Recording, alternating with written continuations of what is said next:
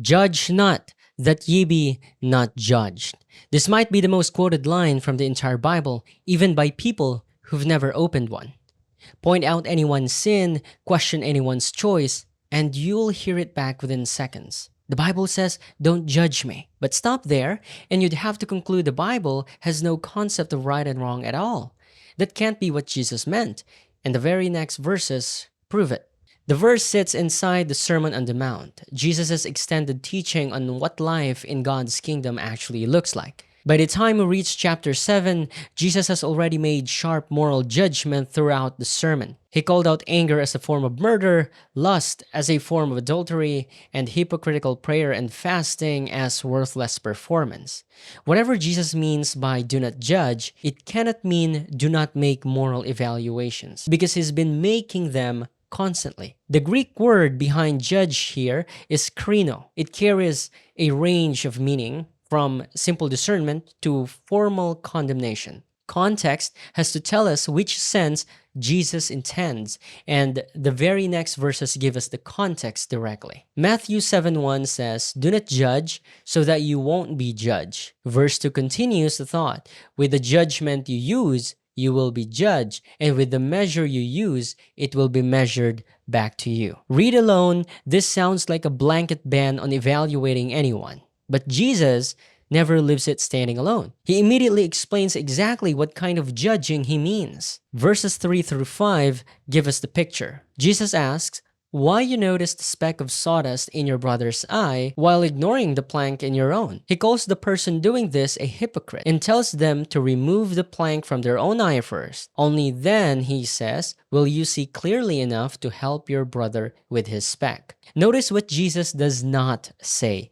He doesn't say, leave the speck alone. He says, deal with your own plank first, then help remove the speck. The goal is still correction.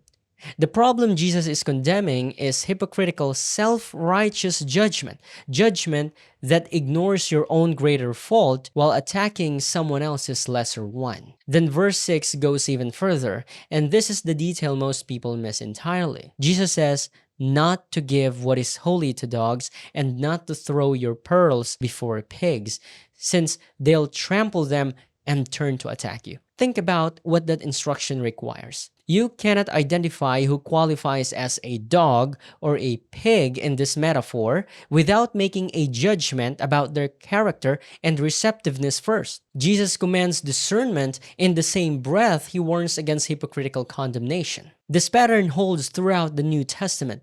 Jesus tells his listeners elsewhere to stop judging by mere appearance and instead judge with right judgment. Paul tells Corinthians that the spiritual person is able to evaluate all things. Jesus himself, just a few verses after this passage, tells his disciples to identify false prophets by their fruit, which requires evaluating what people say and do. None of this fits a reading where judge not means never form a moral conclusion about anyone. What it does fit is a consistent New Testament pattern. Examine yourself first, judge with humility rather than self-righteousness, and aim at restoration rather than condemnation. The popular use of this verse treats it as a conversation-ending trump card, a way to silence any moral correction before it starts. But Jesus never grants a blank pass from moral evaluation. He grants a warning against a specific kind of evaluation,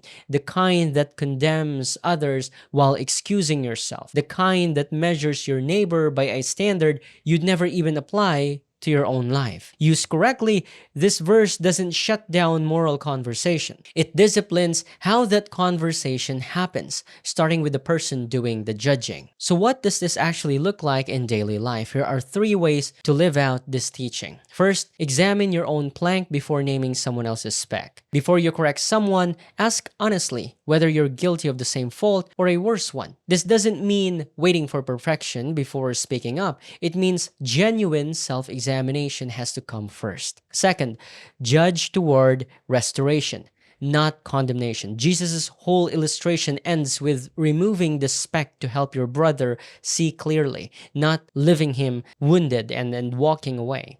Whatever correction you offer, aim it at helping the person, not establishing your own superiority. Third, use discernment and not silence when it matters. Verse 6 still requires you to recognize who is receptive and who isn't. Refusing to ever form a judgment isn't humility, it's often just a way to avoid the harder, more loving work of speaking truth carefully and at the right time. Judge not was never Jesus' way of erasing right and wrong, it was his warning against the specific sin of judging others while excusing yourself, measuring your neighbor by a standard you'd never survive if it were turned back on you. Read the whole passage, and the command isn't silence, it's humility first, discernment second, and restoration as the goal the whole time. Thank you for watching this video. If you found value in it, please like this video, drop a comment below, and if you find this channel worth subscribing, please do. It is very much appreciated. Also share this video so I can be of help